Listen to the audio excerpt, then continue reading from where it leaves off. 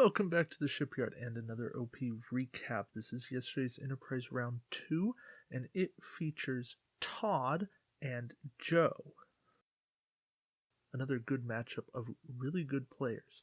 So, Todd's list. He's got an Enterprise A with a generic captain, skill Worf, Quark, hiding warp jump, Sakonna, parametallic hull plating, system upgrade, type 8, upgraded, additional phaser array, arsenal, that's how all the slots work.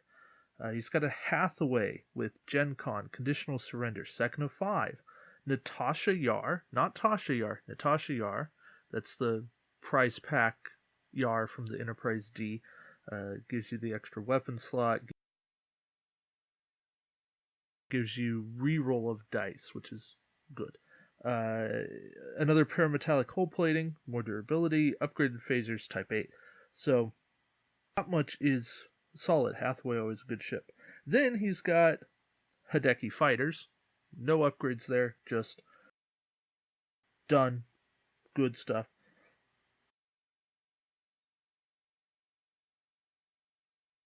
And he's got a Type 7 shuttlecraft with core, a reroll core, crew Spock, and that is to move over to the Enterprise A once it docks. Joe's list, as Joe gets his shuttle off the play area.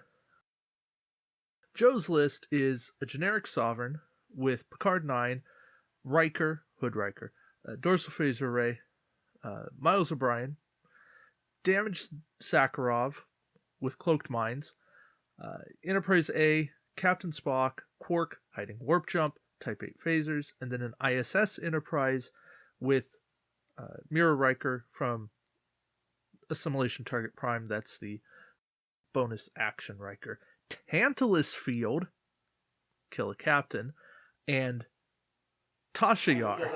So, we've got some good lists going on here. I like what's going on with these builds. This is two really good, well-built lists. People who know what's going on here. And see if I have any shield left after this exchange. Yeah. I have a shield left, so I dodge 1 and I lose 4 shields. Because you had the additional from the system. Yep, system. So right there, that was Joe shooting at the Enterprise A, doing some damage, and Todd's able to deploy his shuttle, get that out of the temporal rift, and now Todd's got a full fighting force, as does Joe, and both players are going to fight it out rather than run away, because the ruling at the venue was any ship that leaves is safe points rather than destroyed. As maybe textbook ruling as that is, it led to some not great games. But these guys said, let's just get our damaged shuttles out, and then let's fight and let's make this work. Because we've got some good fleets here, and we want to see what happens. So, still at this moment, all of Todd's stuff is on the left-hand side, and then all of Joe's stuff is on the right. This is going to be tricky since they both have a Constitution class. I will spend the battle station. And they both are using blue bases for them. But just look for the core Captain Tomb. That's the trick to know which one is Todd's. You take 3 shields. So Todd's getting some fire in on, I believe, on Joe's Constitution, which, you know, it helps. You gotta chip away at these things. It's all about what can you do to make this work. No, these are Okay, it's the only the other one. Yeah, I can disable this for another attack. Okay. 6 dice. And you get 1 less again. So Yep, 30 minutes remaining. I am going to re-roll these 2 with Core's ability, because I have 3 crews, so I can re-roll dice up to the number of crews. So Todd's using Core to re-roll dice there. He gets 1 out of 2, so statistically probable. You always got to like statistics working out there. And then Joe uses Hood Riker to convert his battle station, and there you go. Warp core breach. And right away, he has suffered a warp core breach. Always love and hate that crit, but The core is only if you want to gain 20 it's a chance. As far as I know, And now Todd's disabling additional phaser array to get another shot, Alright, so I am probably dying here. which, hey, he's already put hull damage in. You might as well go for the kill. And getting core's reroll again. I do. And statistics is failing Todd there. Well, we'll see. Because, I mean, Statistics giveth, statistics taketh away. And then the double evade from Joe. Yeah, that... Boy, Todd got hit on both sides there with stats. My battle station. That's what I'm trying to find. For I don't like to miss them. Yeah, Picard Dodge 1, putting in nice hits there. and then 2 to the hull. And he's going to suffer some hull damage here in return. That is 2 hull onto his Enterprise A, which only has 2 hull left. Not looking good for Todd's Enterprise A there. so you'll have to shoot range. Joe has correctly identified the A as It's going to be priority target 1, at least in terms of offensive potential. The Hathaway is dangerous because of second of 5 They instantaneously lose and their attack dice, right? Natasha Yar. Now, remember, this is Natasha Yar giving him rerolls, not the extra shot when he dies. So it's kind of this catch-22, but second of 5 could be that game changer to get rid of a card that Todd doesn't like. Looking at Joe's list, I think he's got to target probably Tantalus Field or Tasha Yar. It's one of those two. I could see him going after dorsal phasers on the Sovereign. Maybe even Hood Riker. Like, all of those are things to consider. It's all about how quickly he can destroy a ship that he doesn't like. If he can take out the Sovereign, then of course Hood Riker and dorsals aren't a problem. But I don't know. These are the interesting choices you get to make with second of 5. So the fighters take out the Sovereign, and that is at least one thorn in Todd's side gone. But he did lose his Enterprise A in return. So, double Constitution against... and Tantalus Field. Oh, right. To kill Khan, which means you can't condition the Hathaway and the fighters. And Joe's moved up, and he has used Tantalus Field to kill Khan. And more than just killing Khan, he has taken out Conditional Surrender. That is a catch-22. Like, Conditional Surrender, obviously a big game-changing card, but it also keeps second of 5 and Natasha Yar around for Todd. So it's pros and cons there, but losing a captain definitely hurts Todd. Joe gets 2 hits in onto the Hathaway, a couple more shields going away. So then Spock. So 3, 1 for range, 1 for type 8, 1 for scan, so 6. Yeah, no, Spock gets to shoot in with 6 dice, and And I'll spin for spins his battle station, gets up to 4 hits. Probably you'd like to see 5 there, knowing you have battle station conversion, but Yeah, I'll spend Parametallic to cancel the second one. also having a scan there hurts his defense dice. So Todd spins Parametallic to cancel 1. 6 dice. So he still lives. The Hathaway's alive, but it's definitely wounded at this point. I will time token. And he gets a terrible roll.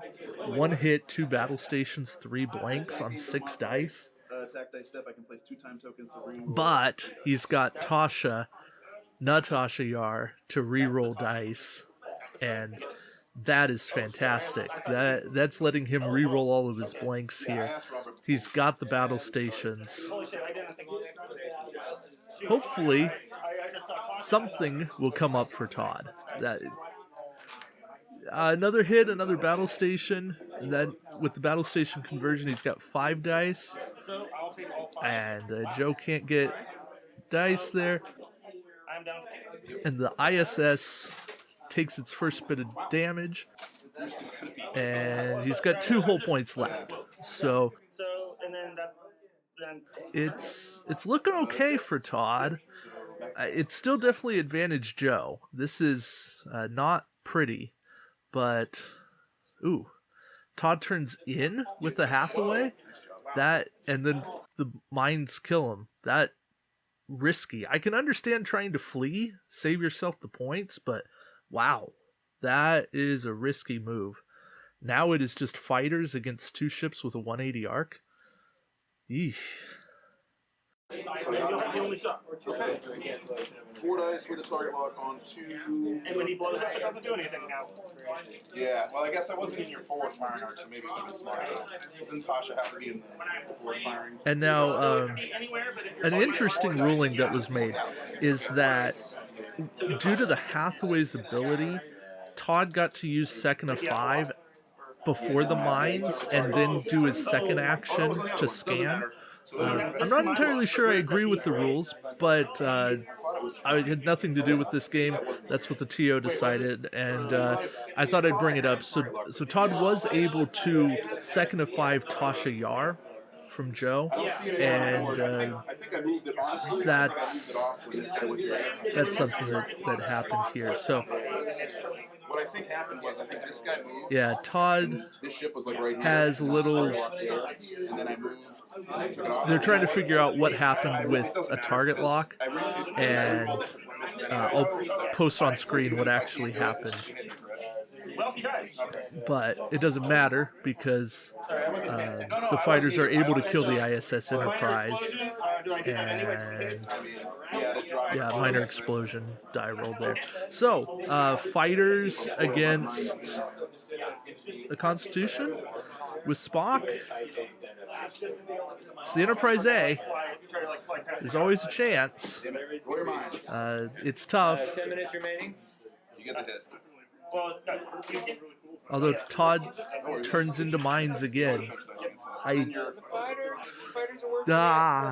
to fly away, but Todd, what are you doing here? This is just you can't do it.